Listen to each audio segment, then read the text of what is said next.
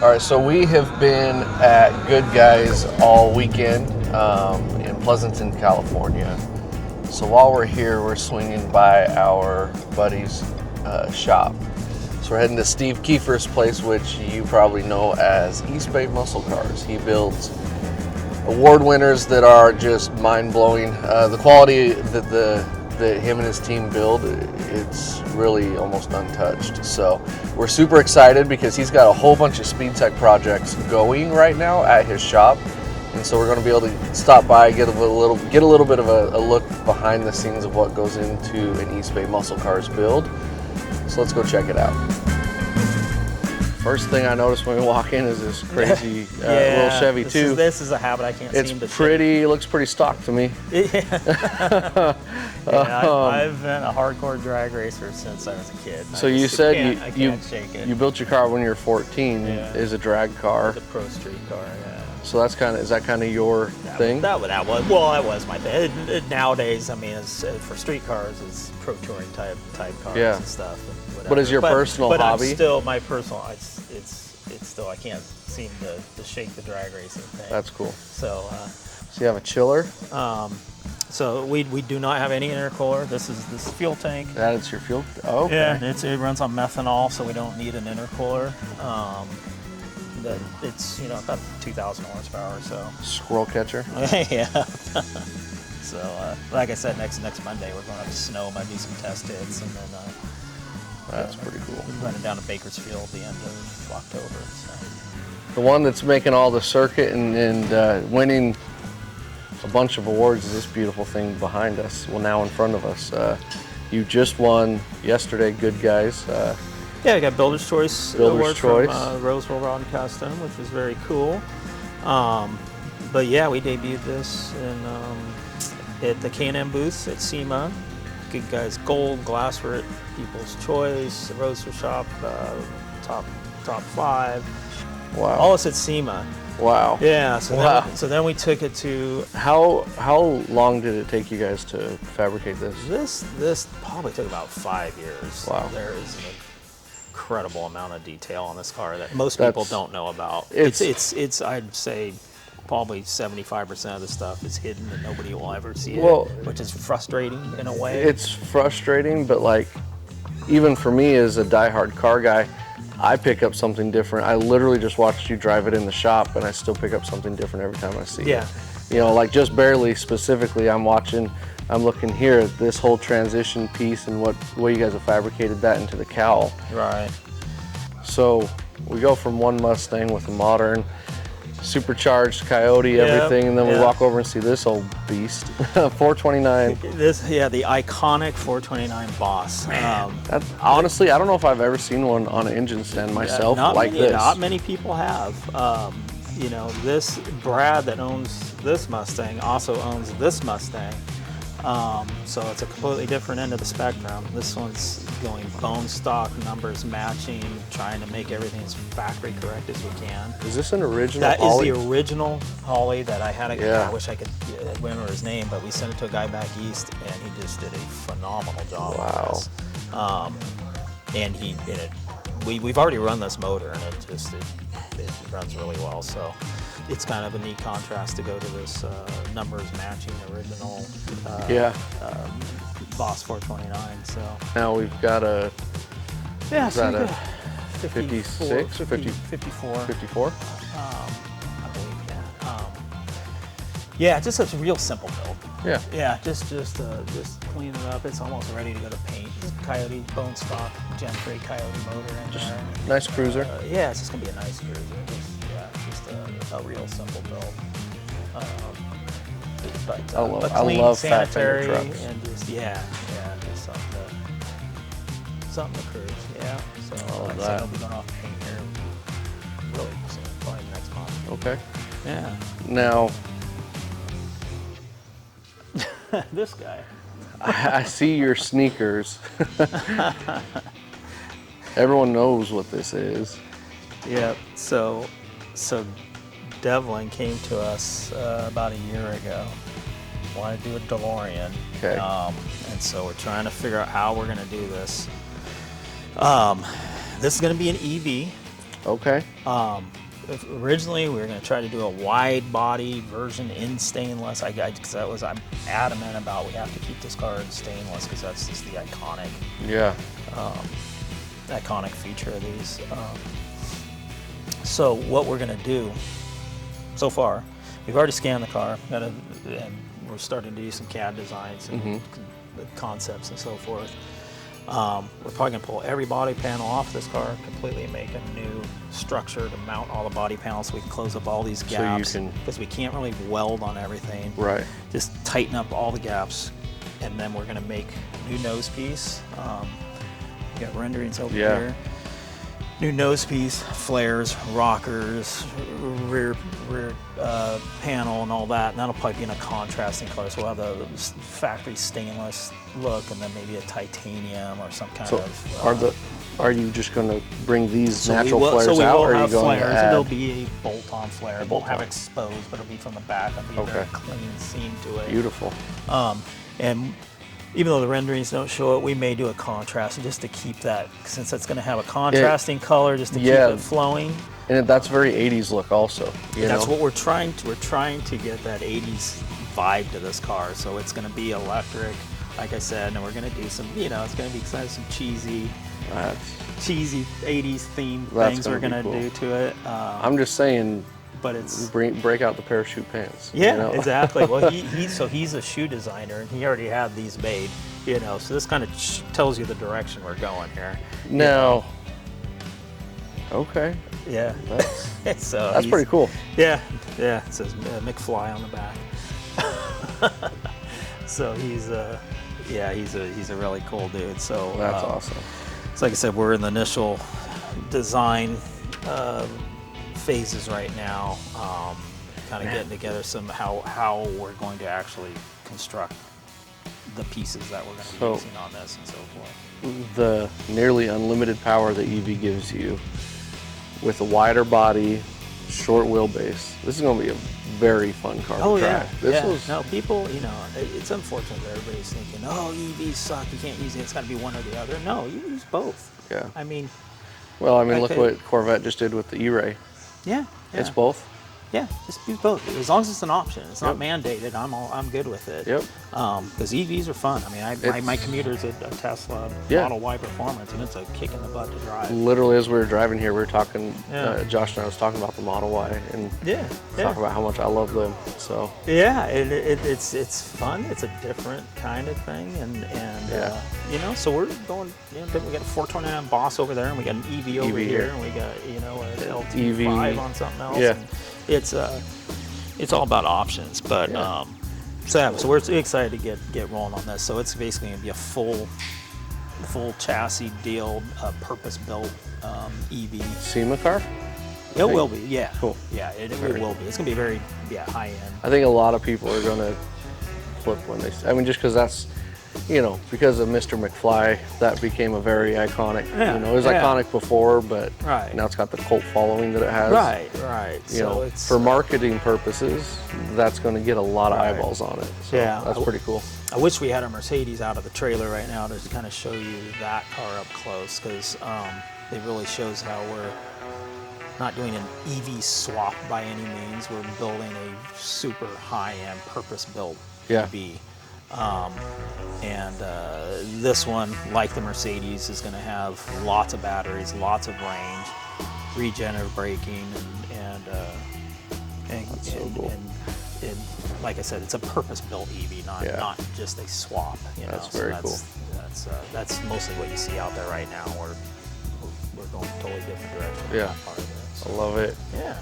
So now we've got this beautiful red Chevelle. Yeah. You see the Mustang behind it. C10. So this Chevelle is what LT4 it looks like. Yeah, LT4. Speedtech chassis. Yep, and Ron's a lot. We've worked on his stuff over the years. We've kind of gotten in. We just do complete custom one-off builds nowadays. But for some of my old-time customers that we did a lot of work on back in the beginning, I continue to have those relationships, and we work on some more, not as crazy exotic stuff. Yep.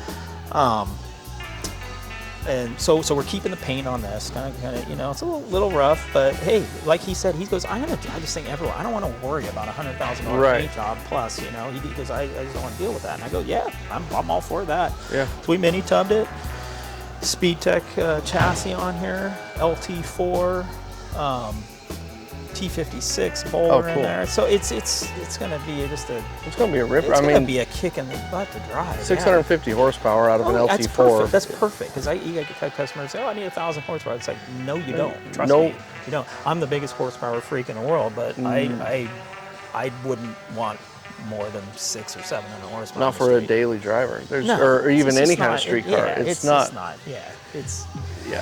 That's cool. So I usually recommend these motors for a lot of these type of cars. The LT4 is a perfect. So we built a Firebird a year or two ago, 68 Firebird with the LT4 in it, and the streetability of this engine I really liked. You know, as you're through the street, you know, under 3,200 RPMs, just you know, through traffic. It's totally docile. Not a big deal. Yeah. But then you get on the freeway and you get to the 3,500 RPMs and above when this little baby starts kicking in. Yeah, let it rip. Yeah. It lets you know it's there. Yeah. So I really like that. Yeah. This LT4. Looks like a wide body C3. We've got 69. So we've actually doing 2 C3 Corvettes right now. Okay. It's funny because we've never done a Corvette, and all of a sudden we get 2 C3s within 2 months of each other. Yeah. Come in. So we couldn't find a flare we really liked. So we designed our own flares and rockers and so forth. Big deal on the C3s is it's always really kind of almost a wall there because there's just no room for a flare. So we actually moved the door line, kind of moved it forward to give us more room to get a little bit more room for the flare to love kind of that flow color. better. Yeah, so one Corvette's going to be more racy looking. The other one, in fact, we deviated from that design, but there's going to be a kind of a fake side pipe look to it. So this, we're doing something a little different on this with nickel trim and all that. Nickel's cool. This Corvette will have more crazy diffusers and all sorts of a lot of body mods. Now, this one is on the Speedtech chassis too. Yeah. I just noticed the IRS back there. Yeah. That's really cool. So and is this one specifically going to be the sportier one? This is not, which is kind of strange because the other one's just LT4. This is actually a built-up B15 motor. So this is going to be the more performance-oriented one, but outside it's not going to be as crazy looking as the other one. So it just kind of worked out the way. The other one's red. That's going to be blue. This one's blue. It's going to be red. It's going to be red. So it's kind of it's a weird deal, but this car. So Ben does most of your renderings, Ben Hermance? He's done a lot. You know, I've been working with Sean Smith lately, and Ben Hermance has done a lot of our previous They're both stuff. very talented guys. Yeah, got it. Yeah, that's for sure. So I'll throw ideas at him. I can't draw worth a crap, so I just keep throwing him these ideas. Yeah. Give him my half-ass sketches, and they bring it to life. So. Man, I tell you what, something on a complete side note, for us at the shop, one of the nicest things that we've started to use are these Goonie wheels. Yeah, and I guess they're finally available in a bigger diameter, which is what was needed. So so we're going to be getting some more of those. But man, we use them all the time when we're assembling chassis or whatever it might be, you know, to roll around. I mean, because when we started this car was actually right over here just 10 minutes ago, and they were able to wheel it over here pretty easily. So that's pretty cool. So 69 Camaro. Another 69 Camaro. So we're trying to do a few different things. If you know, sitting on a full chassis. Sitting on a full chassis. This has been to numerous shops. Finally, it's a long story on this. Finally came to us, and we are starting all over from scratch. Unfortunate for him, but I think this will be the final stop for him, so he'll finally get this done. That's good. But it's a twin turbo LS. A lot of body mods going on this one that we're gonna get rolling on. We're doing all CAD design right now for all our diffusers But it looks really clean. I mean, the body as it sits right now, so I mean, it looks like you're starting with an all right base. Yeah, definitely. Even though we cut out all the floors, obviously, and everything else, but got a pretty good, solid foundation. We've already done a lot of the exhaust work and turbo plumbing and so twin forth. turbo or single turbo? Twin turbo. Twin turbo. LS7, or based on an LS7, but so you'll be, I mean, all of 1,000 horsepower. This one will with this be. one. Yeah. So once again, we're trying to do that. That's really cool. Trying to do some different things, It's hard to be different with the '69 Camaro. Like, let's face it. Again, I love first gens. One of my favorite cars, but it's hard to be different. That's pretty cool, though.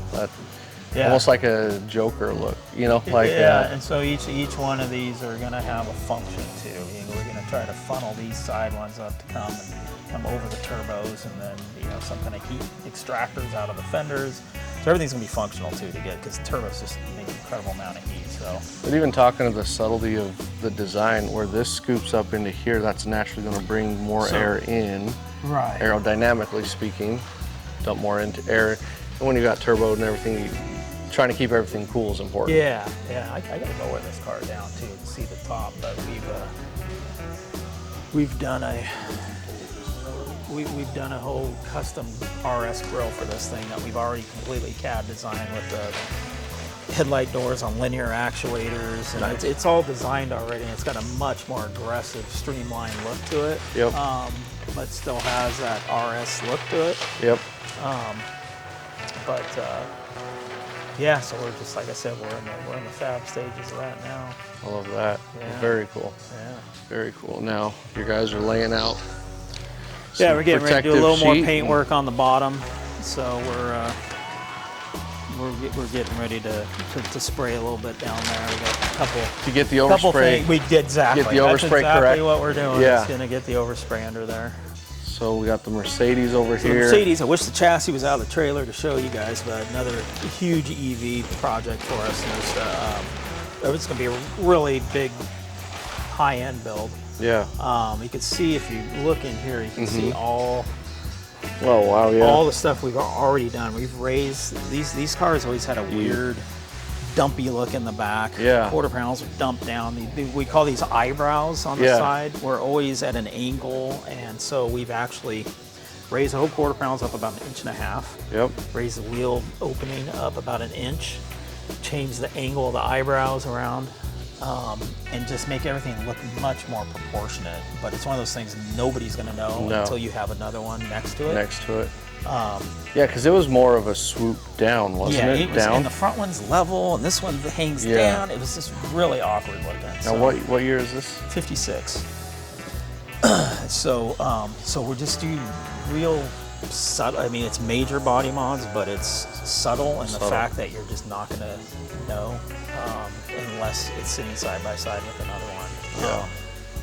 And Rich, the guy we're building it for, he actually does have another one that's stock. So we'll be able to. So it'd be cool to do some pictures or videos with both of them. Right. So EV. So are you doing the whole 16 battery Tesla? So 1600 kilowatt Tesla batteries are going in here. Wow. And they're all going to be hidden. It's such a tiny car. It's been a huge challenge. So before we add, because batteries are heavy, let's face that fact. What do you think of this car going away before? We're guessing 3,500 probably.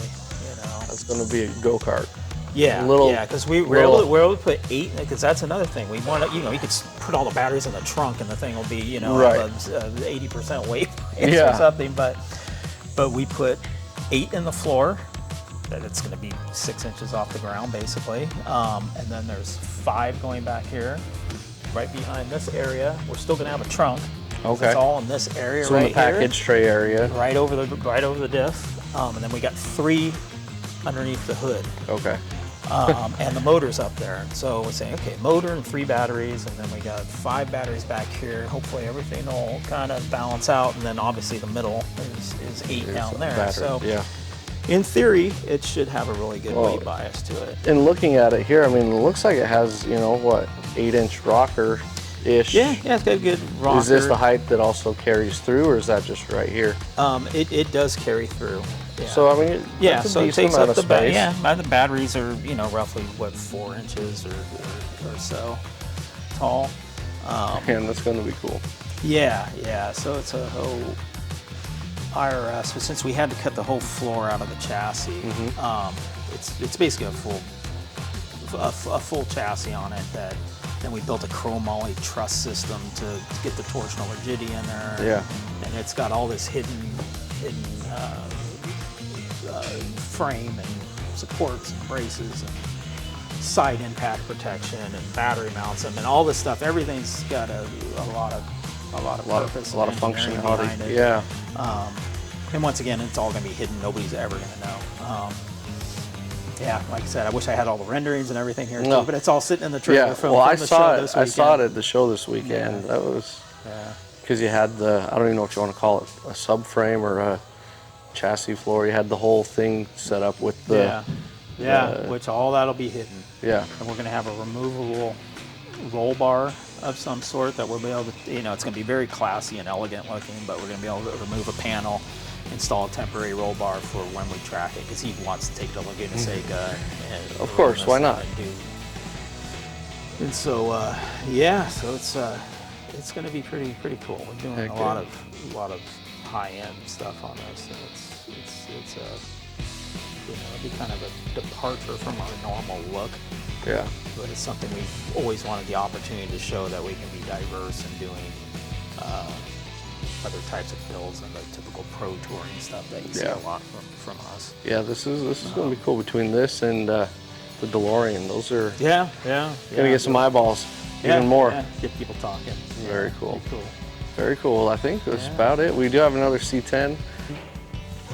So we've got this C10. All I see is the Whipple sticking out of it from here. Yeah, so this Hector owns this. He's someone owns the Camaro over there that we're building. So we have a lot of repeat customers, which is awesome. A happy customer. Yeah, I mean, that's a testament. They turn into good friends. It's just it's awesome part of the business.